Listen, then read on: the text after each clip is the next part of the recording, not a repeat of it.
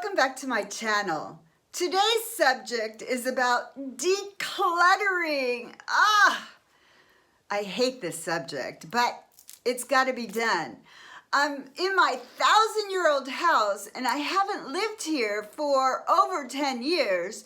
So some of the boxes that I've been looking through has been over 10 years old and brings back a lot of emotions and memories. So when I started this project yesterday, it was really sad and it was very kind of depressing because most of these papers and things that I kept were important at the time, I guess, if I kept them in boxes. But going through them, should I just chuck it out, these memories, to just throw it in the trash? Or should I keep them?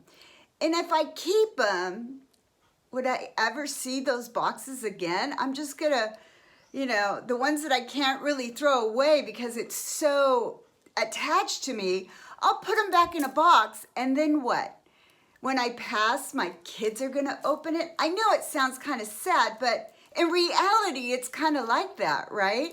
Now is a time in my life where I'm decluttering and trying to throw so many things out. There's a lot of stuff here that were like, I created a plan to do a business and it didn't come to fruition. Or there's some things that did come to fruition. And throw it all out, all that hard work, but I'm not gonna use it. But it was such hard work at the time. So do I just throw it in the trash, tear it up and throw it in the trash? I haven't seen these paperwork for over 10 years, so it's not gonna really change my existence. It's just the process of letting go. So, I see these things like, I saw, like this, for example. This is when I was living in Nepal making a movie, and what do I do with it? It's like, I know it's only a picture frame, and I know it's only a picture, just keep it, I get it. But there's like so many of these. Or this one, like my kids' art, and it says, "To my darling mom, to whom I adore completely, in you is hidden the treasures of treasures. I love you so much." And this was on Mother's Day, and it was right before my daughter was going to go to Edinburgh, where she went to university. So I got to keep this, right? And then there's like, I don't know, all my artwork. All my artwork that I made, all the symbols, and do I keep them? My kids are never going to use them, but they're my artwork, It's like, that's the hardest part. Do I put my artwork that I've done, do I just put them back in a box, all these things that I've done? And then I'll never see them again? Then what's the point of holding on to all my artwork? It's like, I don't know. I really don't want them to go in a box, but where do I put them? This house is so full because last year I emptied out my storage in the south of France and it all came here.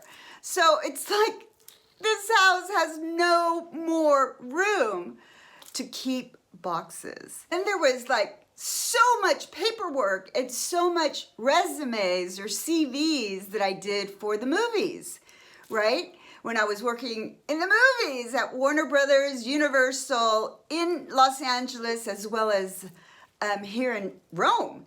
And yeah, I had to throw all that out. Yes, I kept a couple, right? But like 3 pieces of paper as opposed to a box full of my time in the movies. But I did see this one. I did find this one in there, and it's about, I don't know if you could see that. Me and Sir Anthony Hopkins. While we were working in the movies in Florence, we were doing Hannibal, and it just reminded me of that fun time. my daughter at the time was only 2 or 3 years old, so I had to bring the nanny and I had to make a house and everything for her to live a normal life and go to nursery school while I was working. I was working so hard, long hours. I'm a single mom, so it was really difficult. And that picture with Tony or with Anthony Hopkins brought back a lot of emotions. Like, I felt guilty working long hours, having a great time, but felt guilty working long hours while my baby was like with the nanny. Yes, they came visiting in the set and everything, but that was the moment, that was the year living in Florence that I realized I couldn't continue working in the movies and being a mother. So I had to make that strong decision of letting that part of my life go, even though it was great money and even though it was super fun. But my daughter needed me, and I'm a mother, so that's a priority. Of course, that was a priority. And I was doing a lot of artwork before, like in between movies, I was doing artwork and learning and going to school, and that was a lot of fun. But so that's what kicked off going to become an artist full time so I could be with my daughter. But that's, you know, that this whole thing was a very emotional moment yesterday, and not emotional bad and emotional good. The bad part is I was throwing all these things out, tearing them up and throwing it away because they're just weight. Like, I don't want that. I want to walk lean into the future.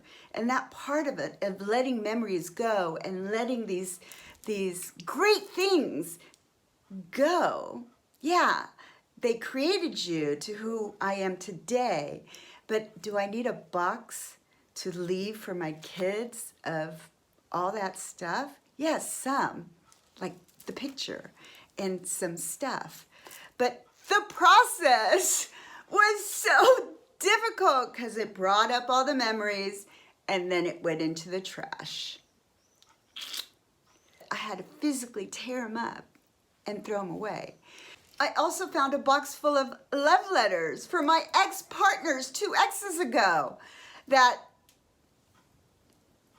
you know, I started reading one and I'm like, oh no, I'm not gonna go down this rabbit hole. So I just sat there and tore them all up. I didn't want to read them. I didn't want to go back through that. That was an ex. I have no more feelings for that. Nevertheless, the hardest part is when I have, you know, like my artwork. All this artwork. What do I do with it?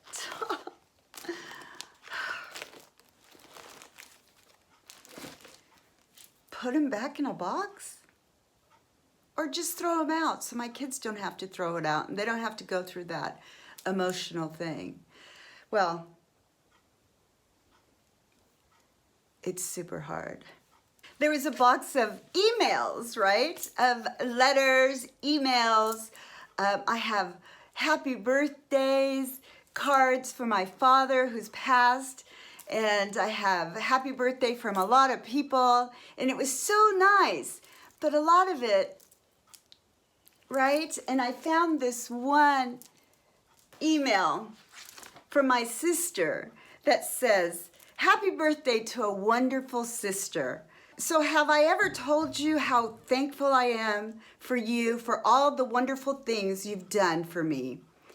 You've helped me in so many ways, helping me achieve my dreams of having kids, helping me take care of my kids by going to the doctor's appointment, dentist appointments, driving them to school and picking them up, giving my kids an artistic flair by teaching them how to draw, playing with clay, painting, chalks on the sidewalk and the driveways, and so many other creative things.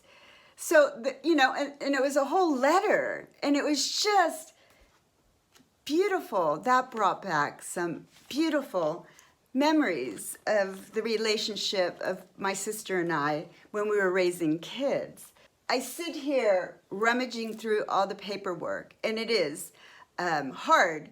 But then at the same time, because yesterday I was really depressed, right? I don't know why, memories, heavy things. But then I woke up today saying, yeah, this is what brought me to today. And living in Italy, right, it gave, I was pretty ballsy, brave, courageous to bring my girls and raise them in a different country. And not only Italy, but also France, the Canary Islands, back in the States and California. So I never lived a conventional life, and I raised my kids unconventional, I guess, because my thing was I wanted them to learn languages. Not only languages, I wanted them to be with local kids, and I wanted them to know that all cultures, all mothers, all families are basically the same, right? We love our children. So there's no drastic change by them and us, right? I wanted them to be citizens of the world.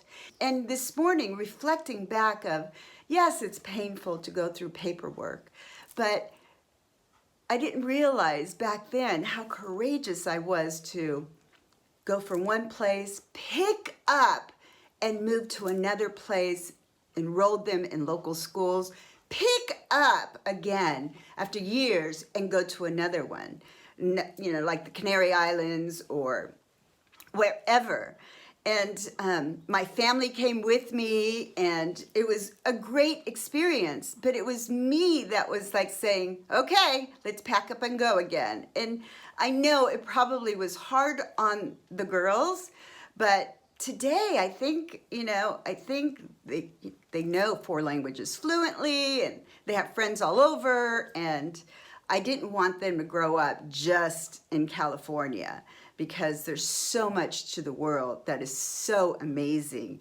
And one thing is vacationing, right? Just going to vacation. Another thing is living it, being in school, being with the community, doing a lot of stuff. So that was my thing. And this morning I felt a lot lighter because I did the best I could being a single mom, right? And doing what I had to do to have my beautiful girls, right? I founded an art festival, and I had 2 boxes full of stuff of how the organization of it, how it was gonna be, the collaboration. We had children's workshops. We had, great, amazing artists from the UK who also did a lot of sculptures for the Olympics and stuff.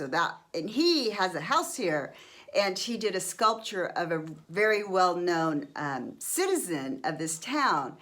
And the whole art festival was to include all the citizens of this town, all the people that, have second homes, and all the people who do arts and crafts. So that included, I think we had about 100 artists. It's still going on. What the profits of this art festival, we opened up a library here in this town. And so yeah, should I throw it away? Should I keep it? I don't know. I don't know. All I know is that I will be lighter. It's just a moment of pain of throwing it away. But I know I will never reopen this box. It's gonna be left, I guess, to my kids. So I can't be distracted making this video to share with you all what I'm going through.